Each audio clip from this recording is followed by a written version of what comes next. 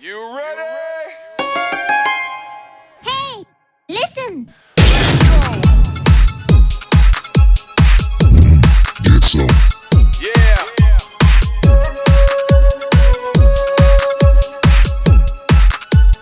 Hey, listen!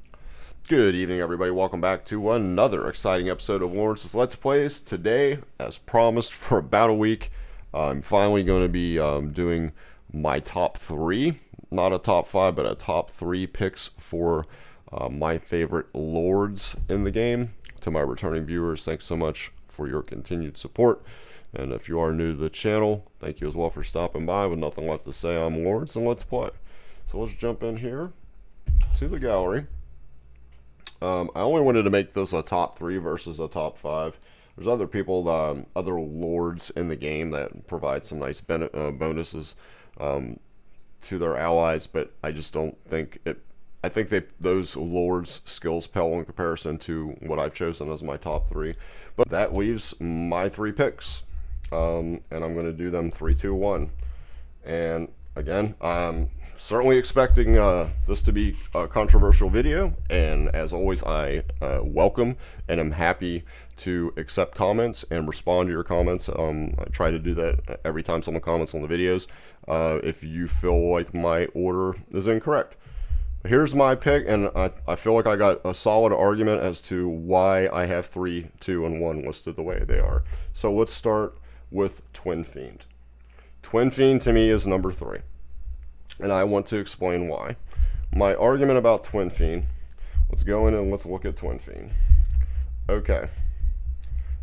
I'm only basing it, I'm not going to look at all his skills. That could be another video. I'm just literally talking about the Lord skills and what makes the Lords, in my opinion, the top 3. Okay, so his Meteoric Strike, manually controlled ultimate. Marks one target in range with the highest HP and prioritizes the target, meanwhile calling 3 bouts of meteor showers upon the target and the surrounding enemies, each doing 100% damage, inflicting stun and burning. Great, some CC and some dot. The mark will explode in 10 seconds, doing 300% AoE damage. When the hero is deployed as a lord, gains focus fire effect, and we'll get into that in a second. Meteor shower damage goes up an additional 20%, so now it's 120% damage. And the skill cost does get reduced from 600 to 500, so initially he only has to build 100 rage to be able to cast this. Blast damage is a huge bump, 100%, 400% AoE damage. That's quite nasty. Now let's look at focus fire effect. Faction allies, except healers, join forces to channel energy to the Lord for a powerful strike regardless of their locations. That's bonkers. That's pretty crazy. The damage of this strike increases based on the number of participating heroes up to 800% damage. I would say that the downside with Twin Fiend, there's a couple things. First off,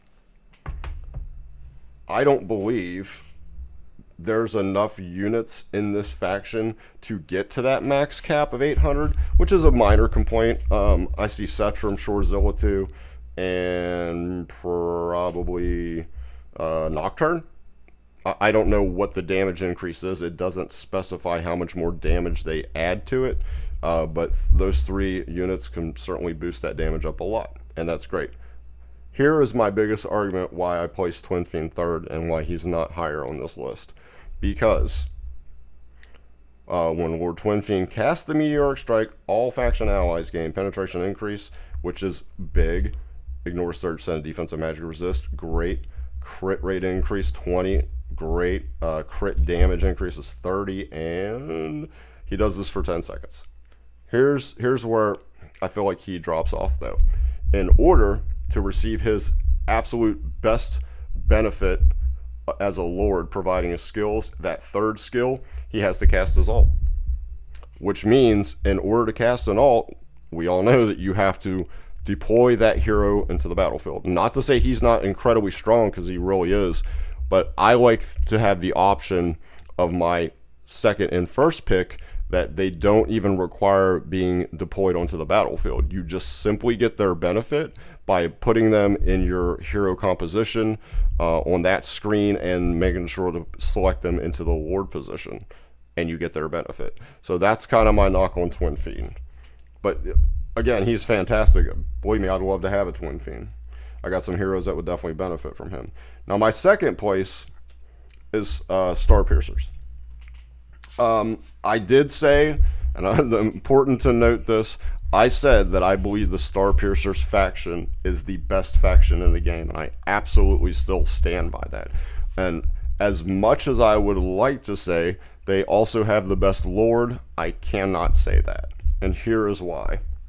Because faction allies' attack ranges are also increased. Great. Exactly what Lunaria does.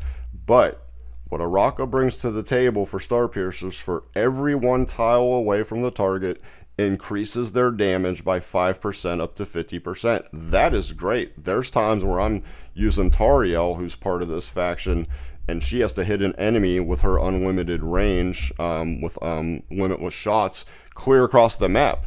That's great, because that means when she's attacking that enemy, they could be for sure 10 tiles away, and she could get the full benefit of this 50% damage.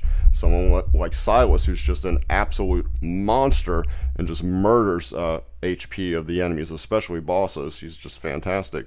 Like, he would really benefit from this. However, this is why I would argue that someone is better than Araka, is because while this is a great damage bonus, it has diminishing returns. What do I mean by that? Well, it tells you for every one tile away from the target, increase their damage. That means as enemies continue to get closer, and on average, you might have an enemy, maybe say 4 or 5. Let's say they're, for sake of argument, on a lot of stages, they're 4 to 5 tiles away. Okay, so you're getting a 20% boost of damage. Great.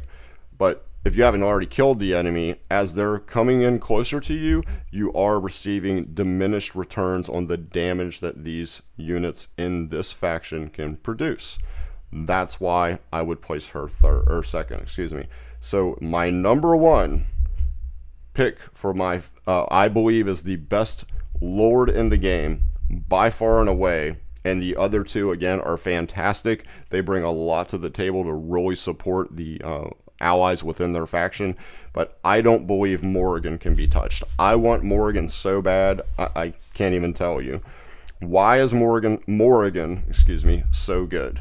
Increases faction allies damage to enemies inflicted with stun, freeze, immobilize, and any other CC by 30%. A flat increase of additional 30% damage. So someone like Captain Reeve is going to highly benefit from this.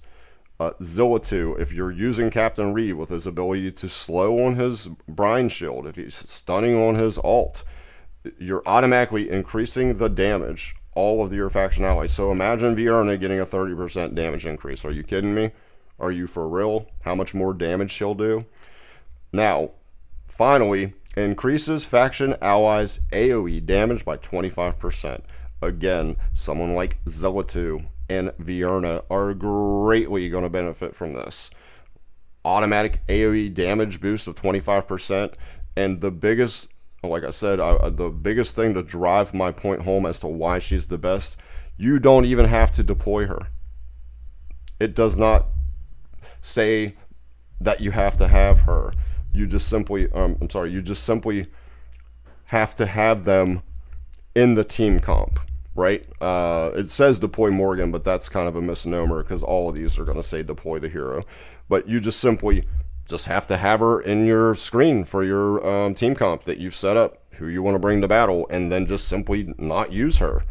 And you're going to get all these benefits. There's no diminishing returns. You're always going to get the same percentage increase in damage. And, you know, the attack and damage is the most important thing in the game. So that's my pick for number one. Once again, please feel free to comment on the video. I look forward to listening to your comments and taking the time to respond to those comments.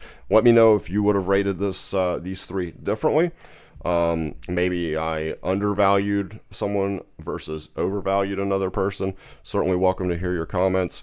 If you found the information in the video helpful and informative, getting tongue-tied. Make sure that you do smash the like button for me, and also consider subscribing to my channel, as it does help me to grow the channel for sure. And it again has received tremendous support from you guys and seen tremendous growth in the last month. So thank you so much for the help. And that certainly eventually puts me in a position to make this financially viable for me as well. I appreciate the hell out of each and every one of you guys for taking the time and stopping by. With nothing left to say, I am Lawrence. This has been Lawrence's Let's Plays, and I am out of here. Take care, everybody. I'll see you real soon.